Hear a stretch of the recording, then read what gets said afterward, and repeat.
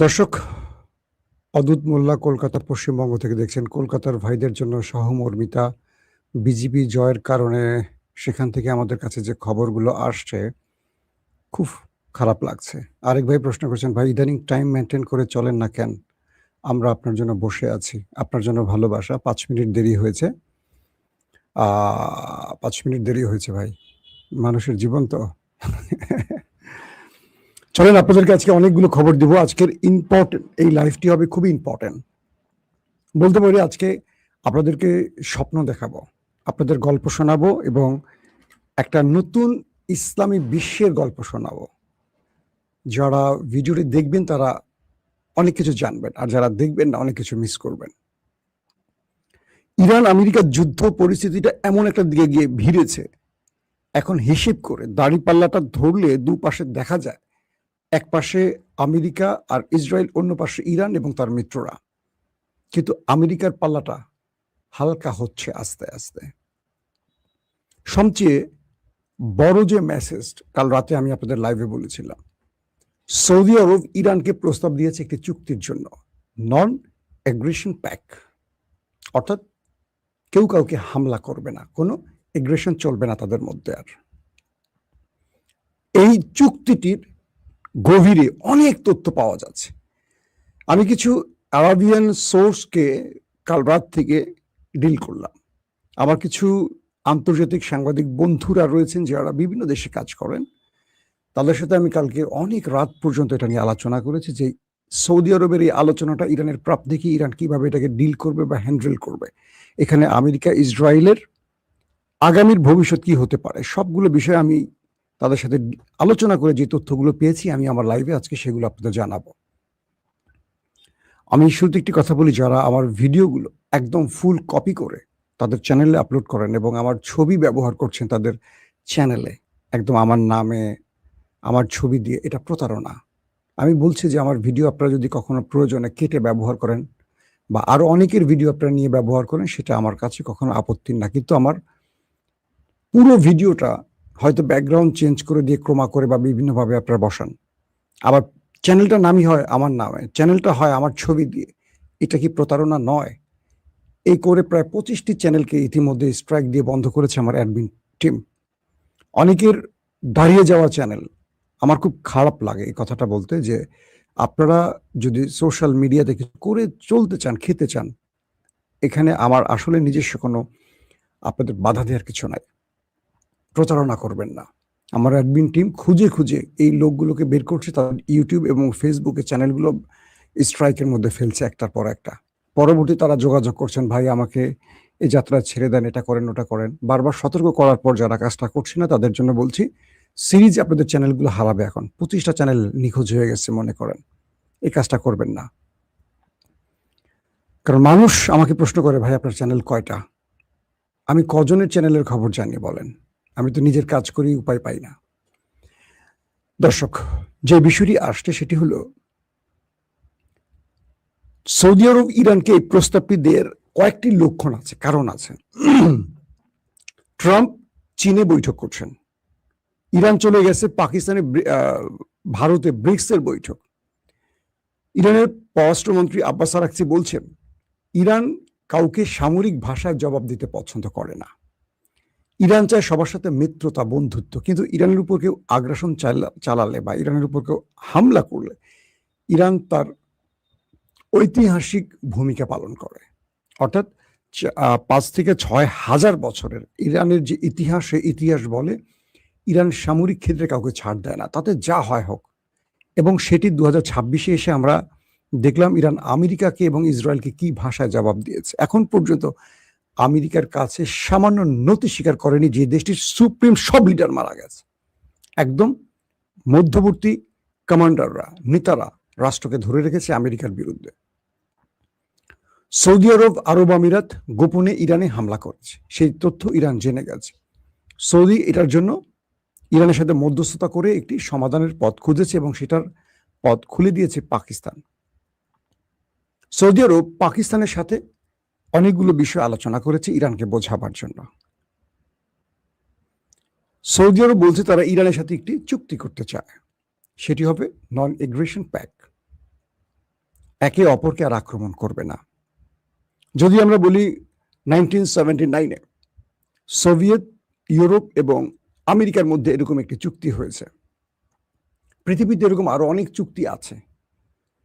সোভিয়েতের বিরুদ্ধে এই ন্যাটো তৈরি হলো, একটা পর্যায়ে সেই সোভিয়েত চুক্তিও করলো। তো ইরান এবং সৌদি আরব কি চুক্তি করতে পারে না? পারে। এই চুক্তির বাধা ছিল কারা? Israel, America. আরবকে ইরানের বিরুদ্ধে নিরাপত্তা দিতে গালফ কান্ট্রিতে কে এসেছে? আমেরিকা।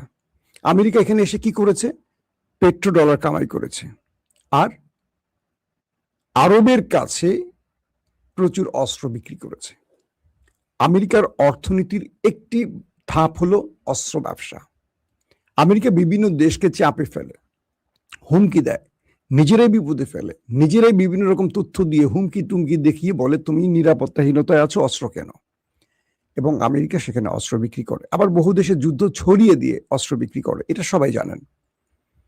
আরবদের বোঝালো ইরান তোমাদের জন্য থ্রেট। যেমন কুয়েত যখন দখল করেছিল ইরাক, সাদ্দাম হোসেন, তারপর এই যুদ্ধটা বাঁধালো কারা? এই আমেরিকারা, বুশেরা বাঁধিয়ে বোঝালো ইরাক যেভাবে কুয়েত দখল করেছে, ইরান প্রস্তুতি নিচ্ছে তোমাদের দখলের জন্য। প্রথমে ইরাককে যুদ্ধে নামালো আমেরিকা। এক মার্কিন সাংবাদিকের ইন্টারভিউ আপনারা দেখেছেন, এটা অনেক আগের কথা। তারপর ইরাককে যুদ্ধে নামালো কে? আমেরিকা।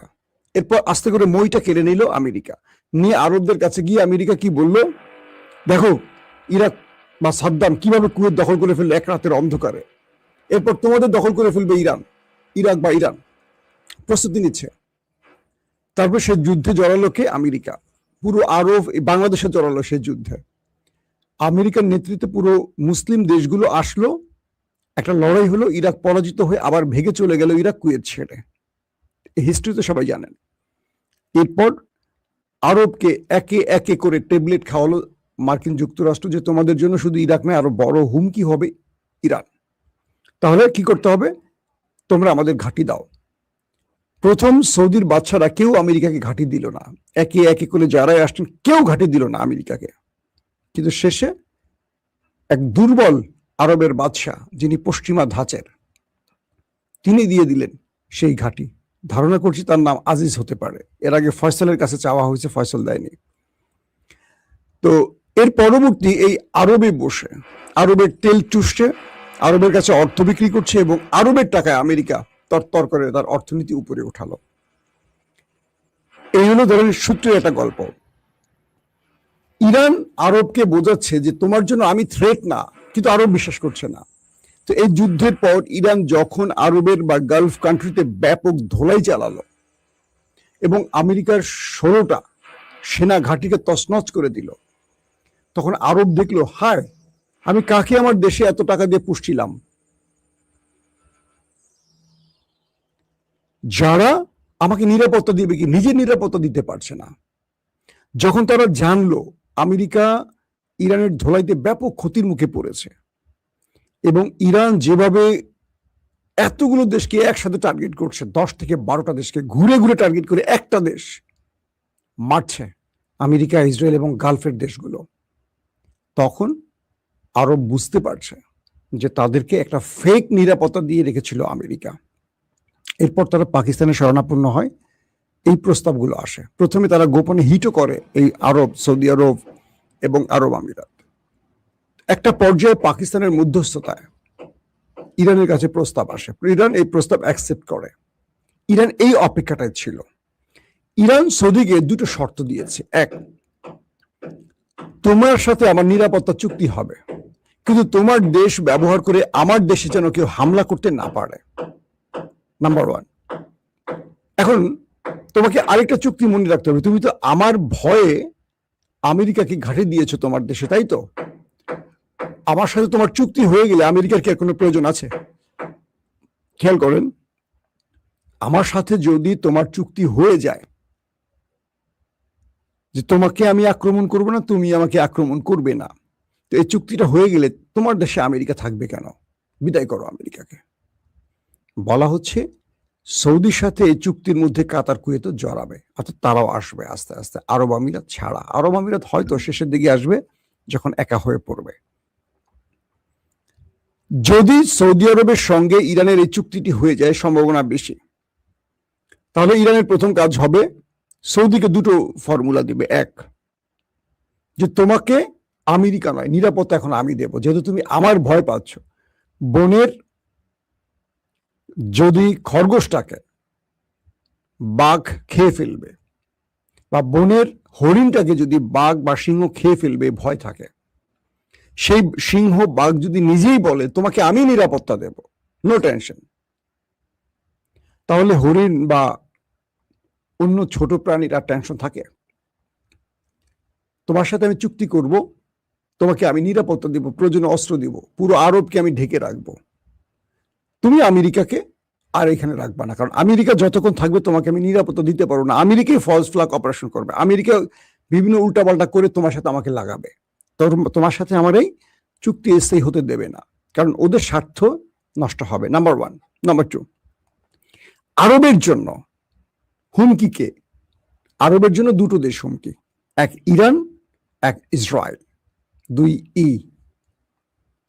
বলা হচ্ছে এই যুদ্ধের পর আমেরিকা গালফকে ছেড়ে যেভাবে ইসরায়েলকে বাঁচাবার জন্য তার সকল প্রতিরক্ষা ব্যবস্থা ব্যবহার করেছে, আরব এটুকু বুঝে গেছে যে আমেরিকার মূল টার্গেট ইসরায়েলকে রক্ষা করা এবং শক্তিশালী করা। আরবের রাষ্ট্রগুলোর থেকে শুধু এত বছর ধরে, দশকের পর দশক ধরে অর্থ নিচ্ছে, লুটপাট করছে, অস্ত্র বিক্রি করছে, কার্যত কিচ্ছু করেন না। হলে ইরান এভাবে অ্যাটাক করে আরবকে নাকানি চুবানি খাওয়াতে পারে না। আসেন 3 নাম্বার, আরবরা এখন চিন্তা করছে যে এই যুদ্ধে যদি ইরান হেরে যায়, মানে আরবের কাছে ইরান এই ফর্মুলা দিচ্ছে, বা তাদের মধ্যপ্রাচ্যের যারা রাজনৈতিক বিশ্লেষক তারা বলছেন এই যুদ্ধে আরব, ইরানের সাথে আমেরিকা এবং আমেরিকার সাথে আর ইসরায়েলের সাথে ইরানের যে যুদ্ধটা হলো, এই যুদ্ধে যদি ইরান হেরে যেত, তাহলে পুরো মধ্যপ্রাচ্যের কন্ট্রোল যেত কার হাতে? ইসরায়েলের হাতে। কারণ আমেরিকা তার ক্যান্টনমেন্ট হিসেবে ইসরায়েলকে বসিয়ে রেখেছে এখানে।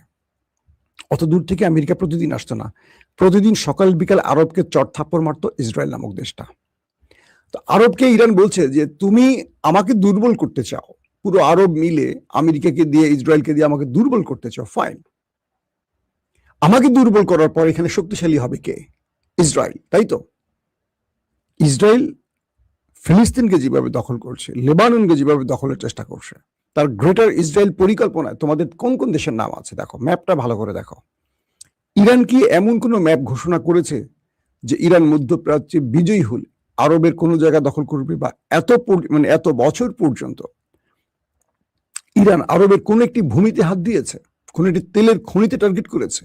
এত বছর, প্রায় 45-47 বছর ইরান আমেরিকার নিষেধাজ্ঞার মধ্যে পড়ে অর্থনীতির একেবারে ধ্বংসের শেষ প্রান্তে এসেও তোমাদের উপর আক্রমণ করেছে আর ইরান করেনি। কখন ইরান অ্যাটাক করেছে? যখন তুমি তোমার ঘাঁটি দিয়ে আমেরিকা ইসরায়েলকে আমার বিরুদ্ধে ব্যবহার করেছে, তখন ইরান তোমাকে আক্রমণ করেছে। তারপরও তোমার জনগোষ্ঠীকে করেনি, তোমার ব্যবসা বাণিজ্য করেনি, আরবের কোনো সম্পদে করেনি, করছে মার্কিন স্বার্থ সংশ্লিষ্ট টার্গেটে। ইরান বলছে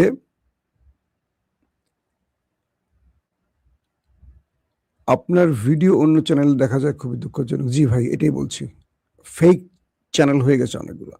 তো এখন ইরান আরবকে বলছে যে আমি যদি মধ্যপ্রাচ্যে দুর্বল হয়ে যাই, মার্কিন হামলায় দুর্বল হয়ে যাই, তোমাকে তো ইসরায়েল গিলে খাবে, আমি তো তোমাকে গিলে খাইনি। তোমাকে জুজুর ভয় দেখিয়ে এই আমেরিকা ইসরায়েলকে এখানে শক্তিশালী করেছে, গেল একটা। এখন তোমার জন্য পথ খোলা কি? তোমার জন্য পথ খোলা হলো তুমি আমার সাথে এগ্রিমেন্ট করো, আমি তোমাকে নিরাপত্তা দিব, গালফ থেকে তোমরা সবাই আমেরিকাকে বের করে দাও, এবং যদি তোমরা এবং আমরা একসাথে হই, আগামী দিন মধ্যপ্রাচ্যে ইসরায়েল, গ্রেটার ইসরায়েল বাস্তবায়নের স্বপ্ন আর দেখবে না। তার মানে তোমাদের আরব ভূখণ্ডে ইসরায়েল আর হাত দেওয়ার সাহস করবে না। পুরো গালফ কান্ট্রি থেকে যদি মার্কিন ঘাঁটিগুলো তোমরা সরিয়ে দাও, আমেরিকা আবার 1000 মাইল দূরে ফেরত চলে যাবে, তাহলে ইসরায়েল এখানে বিড়ালের মতো হয়ে থাকবে, একদম আওয়াজ করবে না। এখন তো মার্কিন ঘাঁটি আছে বলে তারা আওয়াজ করে। তো এখন এই ক্ষেত্রে পাকিস্তান কিছু ফর্মুলা নিয়ে কাজ করছে। বলা হচ্ছে যে পাকিস্তান তুরস্কের সাথে, কাতারের সাথে, আরবের সাথে তারা যে এগ্রিমেন্টে যাচ্ছে, একে অপরের উপর হামলা হলে একে অপরের হামলা, ইরান পাকিস্তানকে দিয়ে চাচ্ছে এখানে ইরানকে যুক্ত করতে, এবং ইরান আরবকে বোঝাচ্ছে যে তোমাদের শত্রু আমি নই, ওই ইসরায়েল। তো ইতিমধ্যে কাতারও কিছু ইঙ্গিত দিচ্ছে তারা এই চুক্তিটি করতে পারে। কাতার করলে কুয়েত আসবে, বাহরাইন, ওমান তো চলেই আসবে, আরব আমিরাত ছাড়া আর জর্দান ছাড়া বাকি দেশগুলো আসবে। তবে এই খেলায় যদি তুরস্ক জড়িয়ে যায়, মানে তুরস্ক এসে যায়, যেহেতু ইসরায়েলের টার্গেট তুরস্ক আছে, তাহলে ক্রমান্বয়ে আরব আমিরাত, জর্দানও আসতে বাধ্য। কারণ এই অঞ্চলে দুটো দেশ একা চলতে পারবে না অত দূরের ইসরায়েলের সাথে গোপন যোগাযোগ রেখে। এখন করণীয়টা কি আসলে? আমেরিকা যদি গালফ থেকে বিদায় নেয়, ইসরায়েল বিড়াল, আমেরিকা মরণ, এ কি বলে ইরান এখানকার সুপার পাওয়ার, এবং এই যুদ্ধে ইরানের সম্ভাবনা বেশি, এখন তারা জয়ের পথে আছে। এখন ইরান তার সবচেয়ে সহনশীল আচরণটা দেখাতে যাচ্ছে, অর্থাৎ আরবকে ইরান বোঝাচ্ছে যে আমি তো দেখো আমেরিকাকে মেরে তক্তা বানাইছি, কিন্তু আমি তোমাদের সাথে লড়তে চাচ্ছি না। তোমরা কে কখন গোপনে আমার দেশে আক্রমণ করছো আমি সব জানি, আমি কিন্তু তোমাকে সেইভাবে প্রতি উত্তর দেইনি। এটা হলো আমাদের ধৈর্য।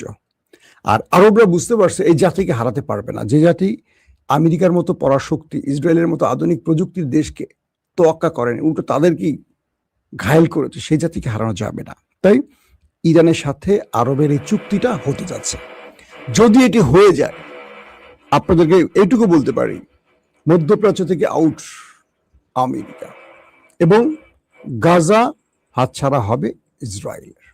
কারণ ইরান যখন এই চুক্তিতে চলে যাবে, ইরান সমস্ত আরবদের নিয়ে গাজা মুক্তের খেলা নামবে, আর সেখানে মাস্টারমাইন্ড এরদোয়ান আছেন, কারণ তিনি অনেক খেলার নেপথ্যে বসে খেলেন। ইরানের মতো যুদ্ধে জড়ায় না, তিনি আগে তার টেকনোলজিকে উন্নত করছেন, তিনি জানেন না যুদ্ধ বাজবে, যে কারণে পুরো ইসরায়েলের চারপাশে সবগুলো দেশে তার ঘাঁটি বসাচ্ছেন, সম্পর্ক সৃষ্টি করছেন। কাল রাতে লাইভে বলছি যে ইরান তার দুটো প্রক্সি ইউজ করছে এই যুদ্ধে, ইরাকের আর তিনটি প্রক্সি, হিজবুল্লাহ আর হলো হুতি।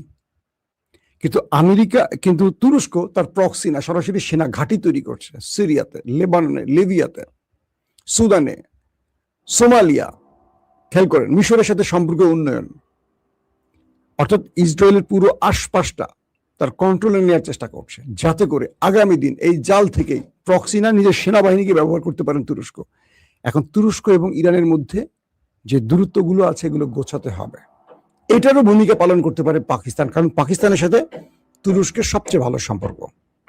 আসিম মনির যেহেতু একজন ফিল্ড মার্শাল বা সেনাবাহিনীর লোক, পলিটিশিয়ান না, তিনি সেনাবাহিনীর ভাষাটা বোঝেন।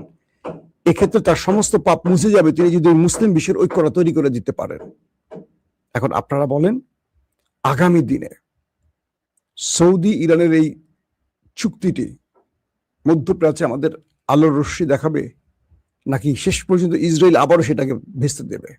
কারণ এই চুক্তি কখনো আমেরিকা ইসরায়েল হতে দেবে না।